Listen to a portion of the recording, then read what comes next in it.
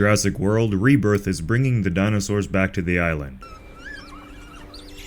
But wait a second, what happened to the dinosaurs at the Biosyn facility after the forest fire ripped through the land and the world's governments intervened?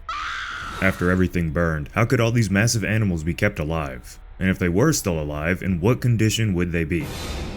The stress of a forest fire and being forced into strange man-made environments is enough to make any animal, living or supposed to be extinct, struggle to survive. And it's not like when the fires ended, the trees regrew instantly and everyone lived happily ever after. A lot of high-intensity events would have followed in the wake of Biosyn's questionable ways. To understand what would have happened to the dinosaurs, let's get back to the last known bit of information about the dinosaurs at the Biosyn facility. The United Nations had legally turned the place into the first multinational dinosaur sanctuary.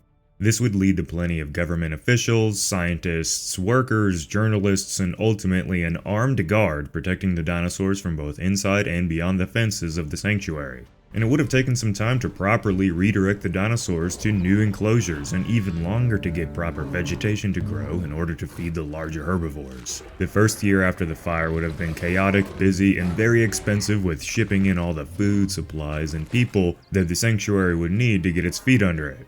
These would be challenging times, but also rewarding to those who wanted to see the dinosaurs treated fairly and survive. Each week, new dinosaurs were being brought in from around the world, and it all seemed to be going very well. But this is as good as it would get for the sanctuary.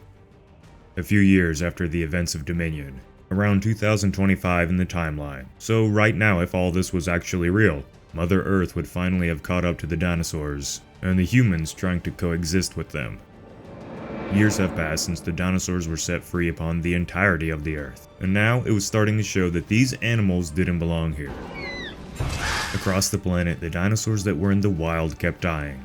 Their body's DNA, even with all the tampering, couldn't survive modern-day Earth. They just weren't supposed to be there. And the plot for Jurassic World Rebirth confirms this. The dinosaurs slowly are beginning to die and head back towards extinction. In the sanctuary, the dinosaurs did better than their wild counterparts, but still their health steadily declined. They had more casualties than new dinosaurs being born, and the influx of animals from the rest of the world had pretty much stopped. At this point, it became less about building a grandiose world for the dinosaurs and more into just keeping them alive. 2 more years later, in 2027 when Rebirth is set, things were even worse for the dinosaurs. The uproar and excitement of real-life dinosaurs had faded, and less donations and volunteers would come to the sanctuary. We see in the trailer for Rebirth that people have turned their back on what they once loved and supported.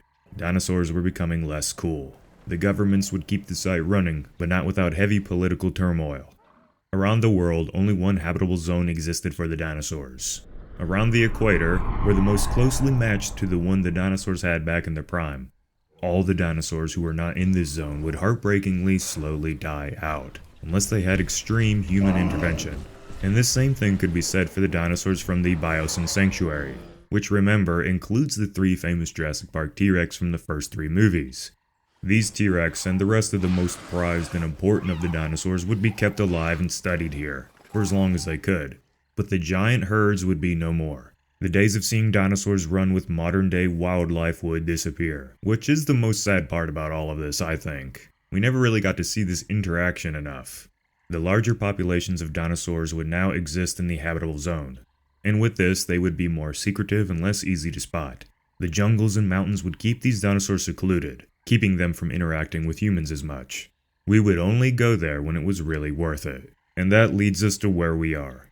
Back to a Jurassic World, where the ancient animals live in a distant far-off land. Where they can remain a passing memory, or as a good source for scary stories. Where the dinosaurs can live at their best, and whenever any pesky humans decide to show up, perform their best.